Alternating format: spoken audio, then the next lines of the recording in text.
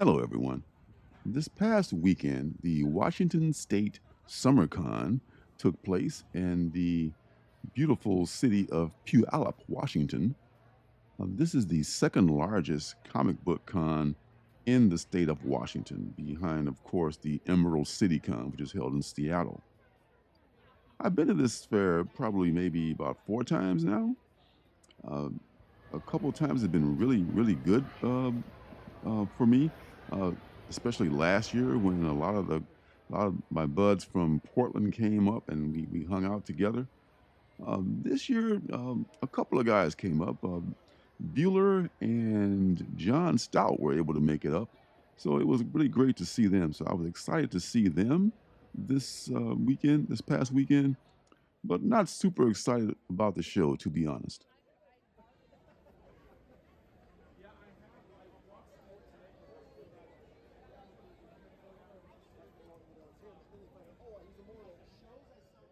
So, other than hanging out with my buds, the main purpose of going to this show is to just pick up a few books. I buy a ton of comic books. If you watch this channel, you know that is a fact. So, I was going to be really picky about which books I pick up, maybe just a couple keys.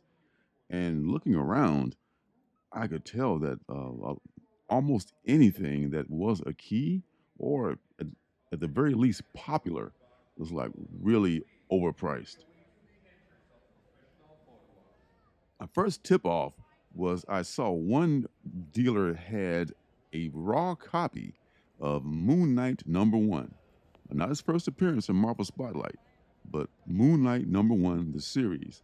Um, and it was priced at $150. I think that was a dead giveaway right there of what time it was. And I get it. I think maybe because the dealers think that they're being maybe overcharged for their booths, and I think that's happening a lot in the convention arena now. So they have to charge a lot more. The vendors, that is, have to charge a lot more to make up the money that they lose from the thousands, in some cases, of thousands of dollars that they have to spend on just doing a show. So it's a not really a win-win for anyone. So maybe the people that are throwing the shows, but it seem to be people seem to be having a good time for the most part.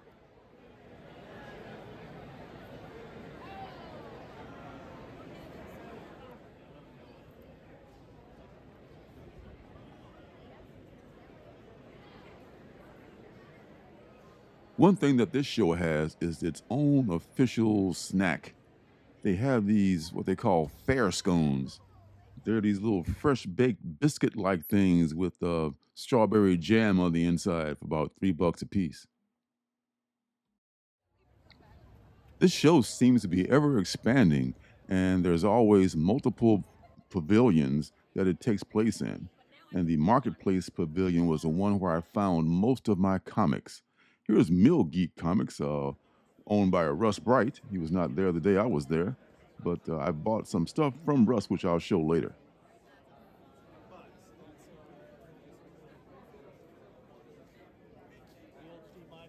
Okay, yeah.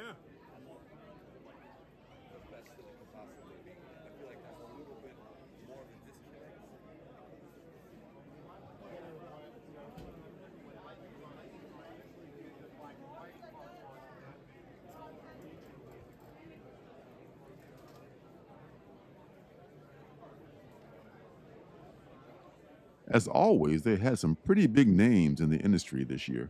Mark Bagley, Frank Cho, Jim Starlin. I didn't get anything autographed. I kind of regret it, but hey, hopefully I'll get them done next year or next time.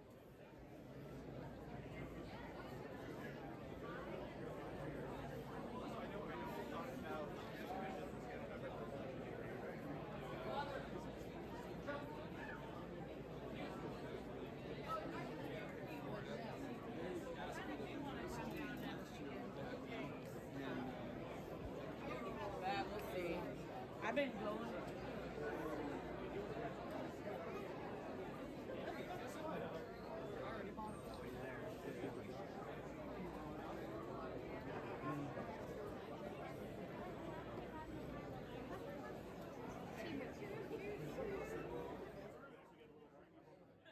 The Adam West Batman and the Green Hornet were by far my favorite cosplayers of the show.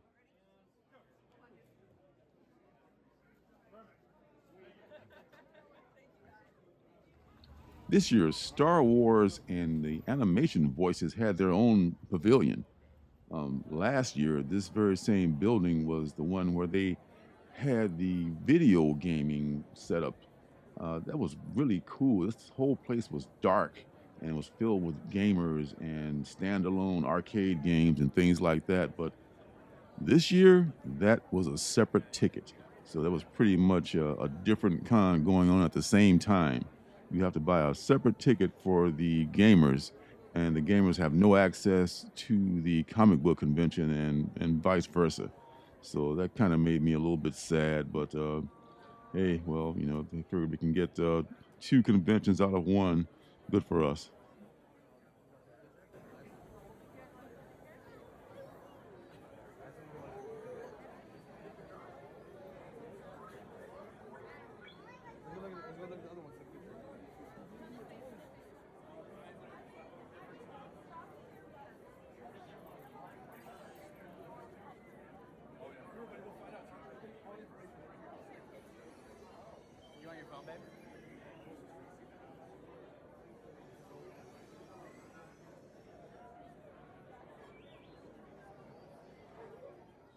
There were a lot of good panels too, but I only got a chance to attend part of one.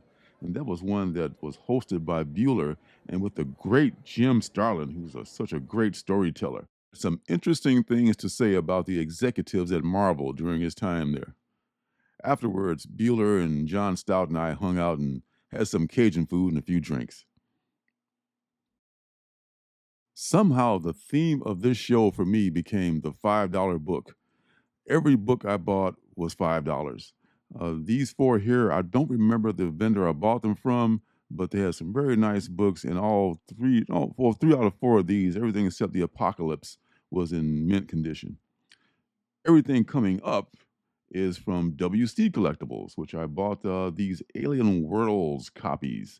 I now only need 3 issues to complete my run of Alien Worlds, and 2 of them are very expensive Dave Stevens covers. But I also picked up a lot of Amazing Spider-Man copies from the same vendor, and he had a ton of Spider-Man books, run fillers mostly, and a few minor keys.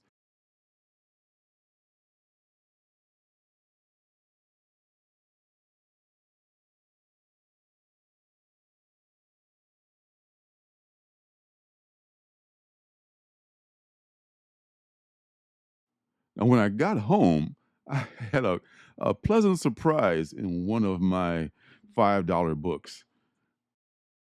One of the Amazing Spider-Man books, the first appearance of Puma, was actually a Mark Jewelers copy. Now, I had not even ever seen a Mark Jewelers book in person, so it was kind of funny to see one for real. It's only a VG copy, but hey, it's Mark Jewelers. All right, so I did not go to the con on Saturday. A couple of different reasons. One, I just assumed that it would not sell out, and it did sell out. But I did go Sunday, and here are the books that I picked up today, which is Sunday when I'm recording this. I went to Mill Geek Comics booth. Russ Bright, who does content with Comic Tom and those guys. I've always had good luck whenever I purchase anything from Russ. I've got at least one book from him that came back a 9.8. I picked up 5 books, keeping with the $5 theme. They're all $5. And one of them is this Poison Ivy 23, a very recent book. This is by Michael Cho, a Michael Cho cover. This book, I was looking for it in my area, could not find it, so I was lucky enough to find it there. Another one is Jungle Action. This I never heard of this character, Tharm or whatever. This is like pre Black Panther being in Jungle Action, but I was just curious, and I like the cover, and I love these Bronze Age books because they just amaze me for some reason. I missed a lot of books. I missed the Bronze Age, and I lived through it. And whenever I see a nice Bronze Age cover, I'm kind of a sucker for it. So I picked this one up. Twisted Tales This is another one of those Pacific comics. I think I think Pacific is the publisher, the same one that does Alien stories, or that has that 9-issue run, Alien Worlds, excuse me, Alien Worlds, that everyone loves those Dave Stevens covers now. This is from that same era. I have not read this before. It looks like Richard Corbin art on the cover. Probably not, but very Richard Corbin-esque. But it could be. Not quite sure. We'll look that up. And the last one from Mill Geek was the Falcon #1. I don't know how much this is worth, but I just saw it was just so beautiful. This is a near mint book, it seems. $5. I didn't really care. I was just bedazzled by the condition of it, so I picked that up too. There was everything I got from those guys. Keeping with the $5 theme, back to WC Collectibles, which we were talking about earlier. Got another box of comics from them. He gave me a box with his logo on it, and I filled it up with all of his stuff. Let's see what I have in there. All right. First thing is kind of a modern book, X-Men, Astonishing X-Men #9, which is the first appearance of Danger, which is the Danger Room realized into a sentient being, a sentient being. This is the personification of the Danger Room. The first appearance is in this book.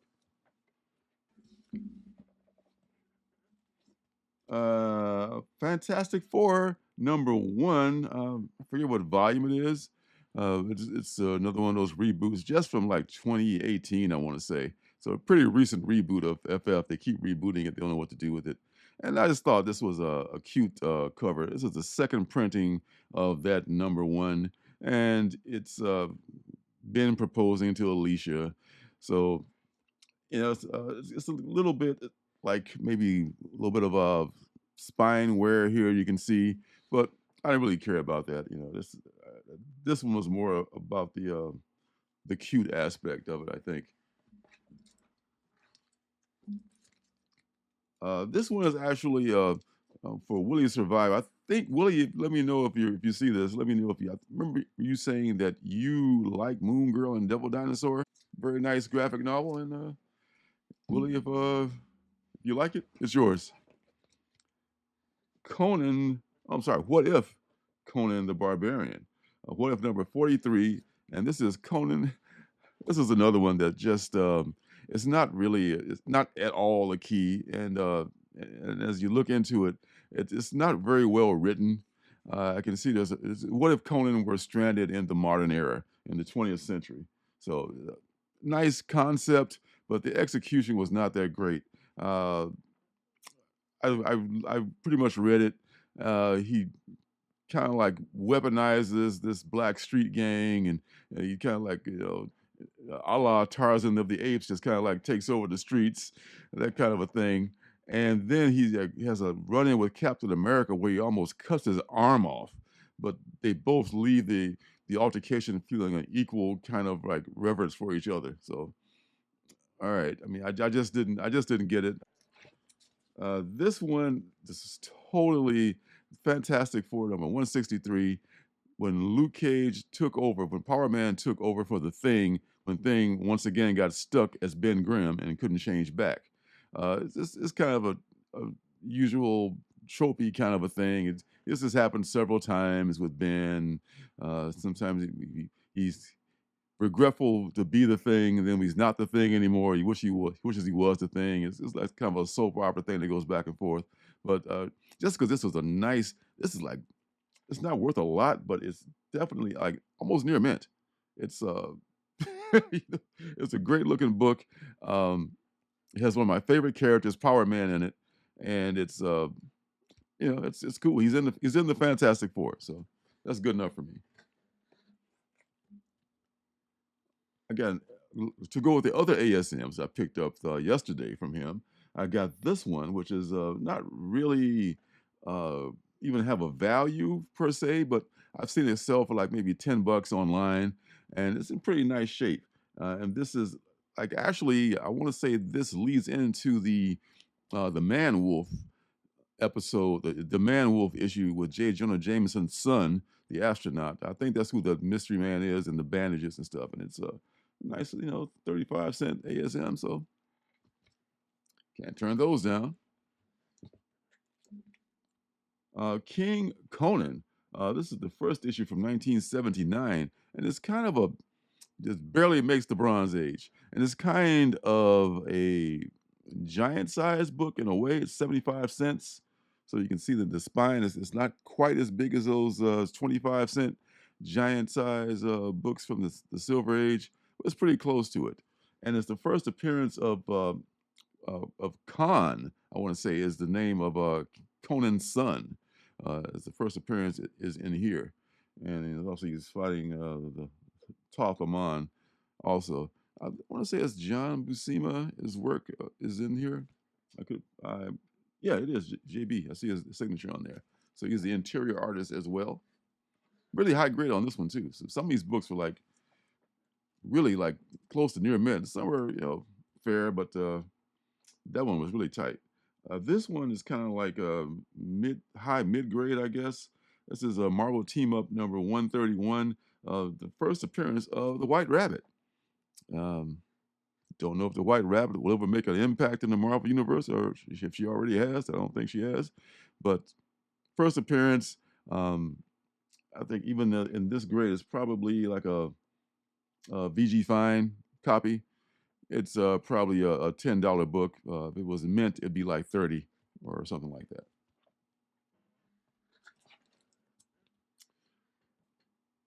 Daredevil.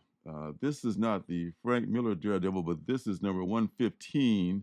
And this is the one that some folks were alleging that this was the first appearance of Wolverine because there's an ad for it in the back of the book. But of course, it's been shot down.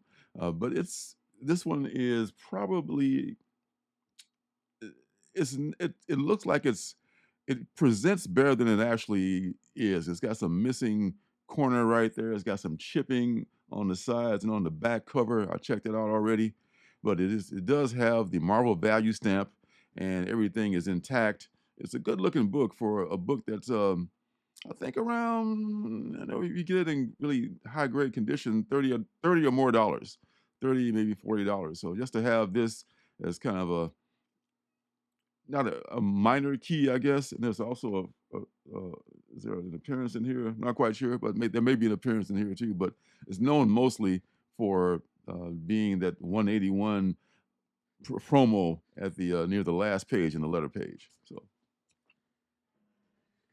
a couple more DDs in here.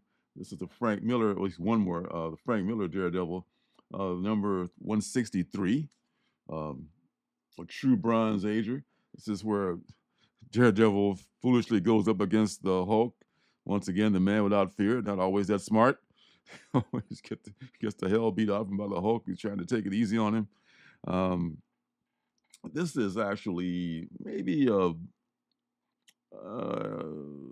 I call it a VG, a strong, solid VG.